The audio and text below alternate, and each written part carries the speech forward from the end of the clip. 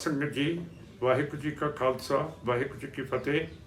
ਮੈਂ ਆਪ ਦੀ ਖਿਦਮਤ ਦੇ ਵਿੱਚ ਆਪਣੇ ਪਿੰਡ ਕਿਲ੍ਹਾ ਸਰਦਾਰ ਹਰਨਾਮ ਸਿੰਘ ਨੂੰ ਤੋਂ ਅੱਜ 4 ਤਰੀਕ ਮਾਰਚ ਸਿੱਧਾ ਤੁਹਾਡੇ ਕੋਲੇ ਹਾਜ਼ਰ ਹੋ ਰਹੇ ਹਾਂ। ਮਸਲਾ ਹੈਗਾ ਯੂਕਰੇਨ ਦਾ, ਜਿਹਦੇ ਵਿੱਚ ਸਾਡੇ ਡਾਕਟਰ ਫਸੇ ਹੋਏ ਹੈ ਕਿਉਂ ਕਰਕੇ ਰੂਸ ਨੇ ਉਹਨਾਂ ਦੇ ਉੱਤੇ ਹਮਲਾ ਕੀਤਾ।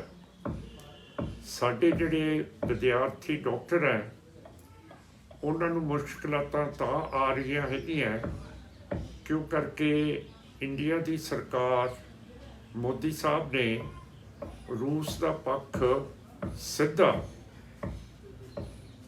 ਲੈ ਲਿਆ, ਜਦ ਕਿ ਰੂਸ ਹਮਲਾਵਰ ਹੈ ਤੇ ਗਰੀਬ ਮੁਲਕ ਯੂਕਰੇਨ ਦੇ ਉੱਤੇ ਹਮਲਾ ਕੀਤਾ।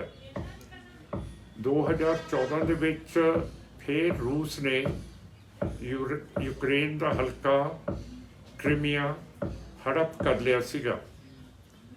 ਅਸੀਂ ਬੜੀ ਕੋਸ਼ਿਸ਼ ਕਰ ਰਹੇ ਹਾਂ ਕਿ ਯੂਕਰੇਨ ਦੀਆਂ ਐਮਬਸੀਆਂ ਦੇ ਨਾਲ ਅਸੀਂ ਗੱਲਬਾਤ ਕਰੀਏ, ਜਿਹਦੇ ਨਾਲ ਸਿੱਖ ਸੰਗਤ ਉਤਾਵਲੀ ਹੈ ਕਿ ਅਸੀਂ ਯੂਕਰੇਨ ਦੇ ਵਿੱਚ ਯੂਕਰੇਨੀਆਂ ਦੇ ਨਾਲ ਰਲ ਕੇ ਸੇਵਾ ਕਰਨੀ ਹੈ, ਜਿਹਦੇ ਨਾਲ ਰੂਸ ਦੀ ਫੌਜ ਯੂਕਰੇਨ ਨੂੰ ਛੱਡ ਕੇ ਵਾਪਸ ਆਪਣੀ ਧਰਤੀ ਤੇ ਜਾ ਪਹੁੰਚੇ। ਸਾਡੇ ਚੇਅਰਮੈਨ ਯੂਕੇ ਦੇ ਸਰਦਾਰ ਗੁਰਦਿਆਲ ਸਿੰਘ ਅਟਵਾਲ ਹਨ। ਉਹਨਾਂ ਨੇ ਲੰਡਨ ਵਿਖੇ ਯੂਕਰੇਨ ਦੀ ਐਮਬਸੀ ਦੇ ਨਾਲ ਰਾਬਤਾ ਪਾਉਣ ਦੀ ਕੋਸ਼ਿਸ਼ ਕੀਤੀ ਹੈ, ਪਰ ਅਜੇ ਤੱਕ ਯੂਕਰੇਨ ਦੀ ਸਰਕਾਰ ਕਿਉਂ ਕਰਕੇ ਅੱਜ ਉੱਥੇ ਆਪਣਾ ਕੰਮ ਨਹੀਂ ਕਰ ਰਹੀ। ਇਸ ਕਰਕੇ ਲੰਡਨ ਦੀ ਐਮਬਸੀ ਵਿੱਚੋਂ ਯੂਕਰੇਨ ਦਾ ਕੋਈ ਜਵਾਬ ਨਹੀਂ ਆ ਰਿਹਾ। ਇਸੇ ਤਰ੍ਹਾਂ ਅਸੀਂ ਦਿੱਲੀ ਦੇ ਵਿੱਚ ਵੀ ਯੂਕਰੇਨ ਦੀ ਐਮਬਸੀ ਦੇ ਨਾਲ ਗੱਲਬਾਤ ਕਰਨਾ ਚਾਹੁੰਦੇ ਹਾਂ, ਪਰ ਉੱਥੋਂ ਵੀ ਕੋਈ ਜਵਾਬ ਨਹੀਂ ਆ ਰਿਹਾ। ਦੂਜੇ ਪਾਸੇ ਅਸੀਂ ਉਤਾਵਲੇ ਹਾਂ, ਜਿਹੜੇ ਸਾਡੇ ਕਨਵੀਨਰ ਅਮਰੀਕਾ ਦੇ ਸਰਦਾਰ ਬੂਟਾ ਸਿੰਘ ਖੜੌਦ ਹੈ, ਉਹਨਾਂ ਨੇ ਕੋਸ਼ਿਸ਼ ਕੀਤੀ ਹੈ ਕਿ ਵਾਸ਼ਿੰਗਟਨ DC ਯੂਕਰੇਨ ਦੀ ਐਮਬਸੀ ਦੇ ਨਾਲ ਗੱਲਬਾਤ ਸ਼ੁਰੂ ਕੀਤੀ ਜਾਵੇ, ਪਰ ਉਹਨਾਂ ਨੇ ਵੀ ਕਿਹਾ ਕਿ ਅਜੇ ਤੱਕ ਯੂਕਰੇਨ ਦੀ ਐਮਬਸੀ ਦੇ ਵਿੱਚੋਂ ਕੋਈ ਜਵਾਬ ਨਹੀਂ ਆ ਰਿਹਾ।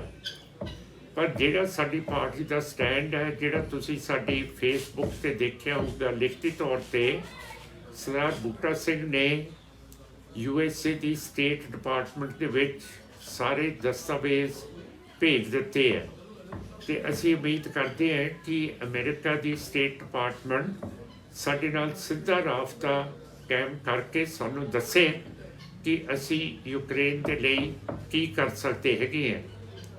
ਇਹ ਸਾਨੂੰ ਬੜਾ ਅਜੀਬ ਹੈ ਕਿ ਉੱਥੇ ਡਾਕਟਰ ਫਸੇ ਹੋਏ ਹੈ ਤੇ ਮੋਦੀ ਸਰਕਾਰ ਦੀ ਤੇ ਪੂਟਿਨ ਸਰਕਾਰ ਦੀ ਬੜੀ ਤਕੜੀ ਯਾਰੀ ਹੈ, ਪਰ ਅਜੇ ਤੱਕ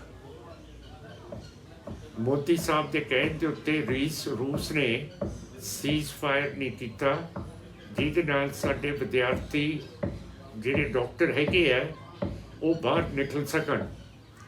ਤੇ ਅਸੀਂ ਇਹ ਵੀ ਡਾਕਟਰਾਂ ਨੂੰ ਯੂਕਰੇਨ ਦੇ ਵਿੱਚ ਬੇਨਤੀ ਕਰਦੇ ਹਾਂ ਕਿ ਜਦ ਯੂਕਰੇਨ ਦੇ ਉੱਤੇ ਮੁਸੀਬਤ ਆਈ ਹੈ ਤੇ ਤੁਸੀਂ ਪੂਰੇ ਡਾਕਟਰ ਹੁਣ ਬਣ ਚੁੱਕੇ ਹੋ, ਤੁਸੀਂ ਵੀ ਆਪਣੇ ਨਾਂ ਯੂਕਰੇਨ ਦੀ ਸਰਕਾਰ ਨੂੰ ਦਿਓ, ਜਿਹੜੇ ਹਸਪੀਟਲਾਂ ਦੇ ਵਿੱਚ ਤੁਸੀਂ ਸੇਵਾ ਕਰ ਸਕੋ, ਮਰੀਜ਼ਾਂ ਨੂੰ ਦੇਖਭਾਲ ਕਰ ਸਕੋ, ਤੇ ਜਿਹੜੀ ਫੌਜ ਜ਼ਖਮੀ ਹੈ ਉਹਨਾਂ ਦੀ ਵੀ ਦਵਾਈ ਪੱਟੀ ਕਰ ਸਕੋ।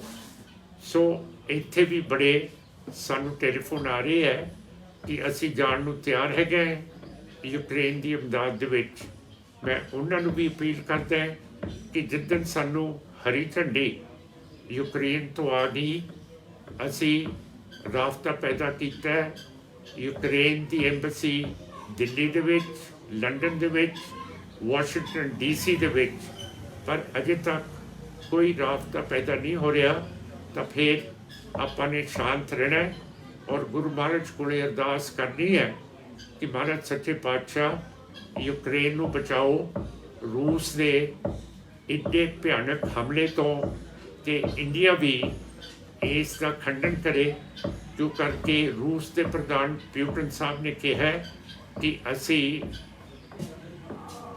ਜਲਦੀ ਹੀ ਜਿਹੜਾ ਸਾਡਾ ਪਰਮਾਣੂ ਤੇ ਨਿਊਕਲੀਅਰ ਅਸਲਾ ਹੈ ਉਹ ਵੀ ਅਸੀਂ ਵਰਤਾਂਗੇ।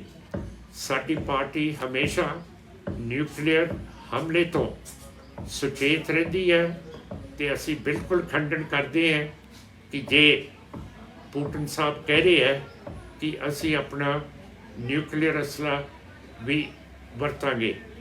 ਸੋ ਆਸ ਕਰਦਾ ਹੈ ਮਹਾਰਾਜ ਸੱਚੇ ਪਾਤਸ਼ਾਹ ਯੂਕਰੇਨ ਦੇ ਜਿਹੜੇ ਗਰੀਬ ਆਦਮੀ ਆ ਉਹ ਫਸੇ ਹੋਏ ਹੈ, ਤੇ ਸਾਡੇ ਫਰਾਂਸ ਦੇ ਗੁਰਦੁਆਰੇ ਹੈਗੇ ਹੈ, ਉੱਥੇ ਵੀ ਜਿਹੜੇ ਰੈਫਿਊਜੀ ਹੈਗੇ ਹੈ ਉੱਥੇ ਜਾ ਕੇ ਰੋਟੀ ਪਾਣੀ ਛਕ ਸਕਦੇ ਹੈ। ਤੇ ਜਿੰਨੇ ਵੀ ਗੁਰਦੁਆਰੇ ਸਾਡੇ ਯੂਰਪ ਦੇ ਵਿੱਚ ਹੈਗੇ ਹੈ ਉਹ ਹਮੇਸ਼ਾ ਇਹਨਾਂ ਰੈਫਿਊਜੀਆਂ ਦੀ ਅਮਦਾਦ ਕਰਦੇ ਰਹਿਣਗੇ।